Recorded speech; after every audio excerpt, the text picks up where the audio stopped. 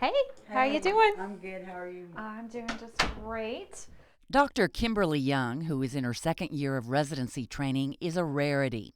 In 17 months, she will become a full fledged primary care doctor, and she plans to set up practice in either rural Oklahoma or rural Kansas. Growing up in a small Kansas town, she and her family only knew one doctor, and that doctor knew them all personally. So Kimberly's first year as a resident was a real wake up call. I got to the big city. I was in Chicago, Detroit, New York, Portland, Maine, and realized that they didn't really know their patients at all. We would go in during my surgery rotation and not know the name of the person that we were cutting open. We just knew the organ we were taking out. And I realized that that was not the kind of medicine that I knew.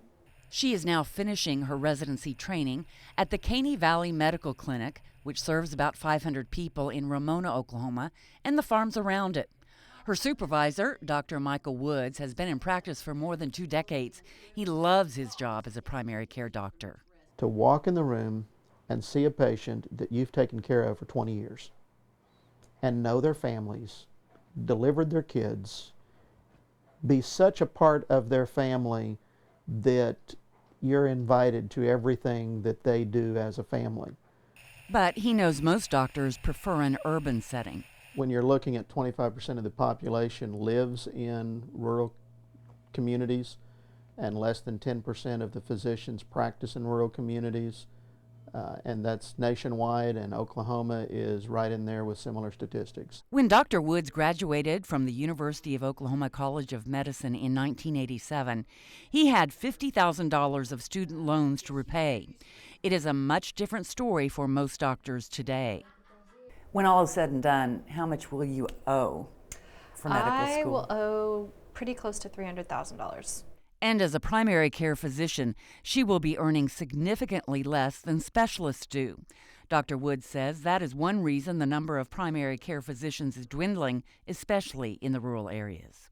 Even if they really wanted to do primary care and family practice, tend to be afraid of it because they're looking at a $300,000 debt they've got to get paid, and it's a lot easier to pay a $300,000 debt back when you're making $300,000 to $500,000 a year than when you're making $150,000 a year.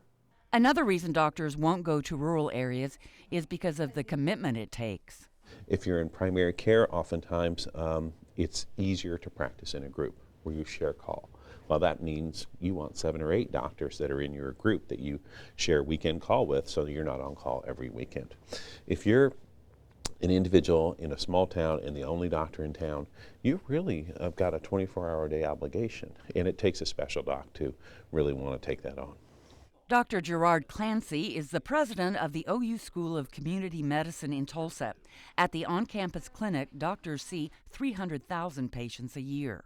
60% of our patients come from Tulsa County, but 40% come from across Oklahoma. And we here in Tulsa at the OU Medical School, School of Community Medicine, care for patients from almost all counties as well. So people will travel a long way to get health care where there's access. The Pippin family drove an hour to get to the OU clinic from their hometown of Peggs, just north of Tahlequah. Renee Pippin is expecting a baby boy in April. Right now I actually see a midwife because there's only one OB in Tahlequah that I know of, other than the Indian hospital, and I'm not Indian, so I don't qualify. Renee came here because there are no level 2 ultrasound machines where she lives. An examination using the more sophisticated ultrasound is something she requires at this stage of her pregnancy because of some family genetic issues. Oh, I see his face. Here, an ultrasound technician takes detailed photos of the baby in the womb. Her husband and their 4-year-old watch it all. Look, there's his chin, there's his lips, his nose, there's his forehead. That's his face. He's looking up. Do you see it? See my baby brother? See him moving? I do. See his head? Yeah. A big old head like you. And while Renee is happy for the technology Tulsa offers, she's glad she isn't a patient at a practice with multiple obstetricians who share calls. If I lived like in Tulsa, I would hate to think, oh, well, has he even seen my chart before he comes in and delivers my baby? Right. You know, does he know any of my background, any of the other complications that I've had all along the way? You know, or is he relying on a nurse to tell him, hey, this was in my chart? If she has no complications, Renee's midwife will be present for the delivery. But many pregnant women in rural areas do have complicated pregnancies. So we have patients that come to us as far away as Poto. Saw a lady last week from Independence, Kansas, people from around Fort Smith, Arkansas, the entire eastern part of the state. Dr. Michael Gardner is the chair of the Department of Obstetrics and Gynecology at the OU School of Community Medicine. He says Tulsa and Oklahoma City are the only places where women with high-risk pregnancies can get proper care. Dr. Gardner says women from rural areas face more challenges. So we have women that will stay in the hospital with us for weeks because if they lived in Tulsa, perhaps they'd be able to go home because they're near a facility with a high-risk nursery. But when they live in some of these smaller towns, it just wouldn't be safe to send them an hour, 2 hours away. So they wind up spending weeks on end with us, which, as you can imagine, most people prefer to be home than be in a hospital. He knows many communities in Oklahoma don't even have OBGYNs. The cost of malpractice insurance is one reason.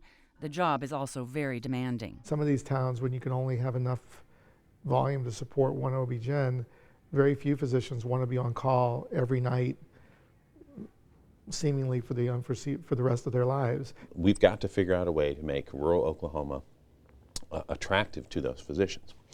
There is a tradition that individuals from rural areas more often return to rural areas as far as practicing physicians. So we've got to have a physician recruitment initiative of rural Oklahomans who want to go into medicine and want to return back to rural Oklahoma as well.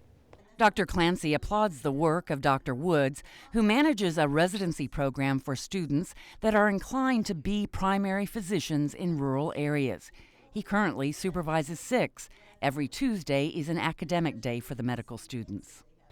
So on the metric, we want at least 10 patients from every one of you that are diabetic out of the clinic. The nurse is going to have them take off their shoes and socks before you ever see them. Dr. Woods says 80% of the residents he has trained have set up practice in small towns or rural settings. Because of Oklahoma's aging physician workforce, he expects the demand for rural doctors to double. The state ranks 14th in the nation for the number of physicians who are older than 60. Woods says replacing them with new doctors is nearly impossible.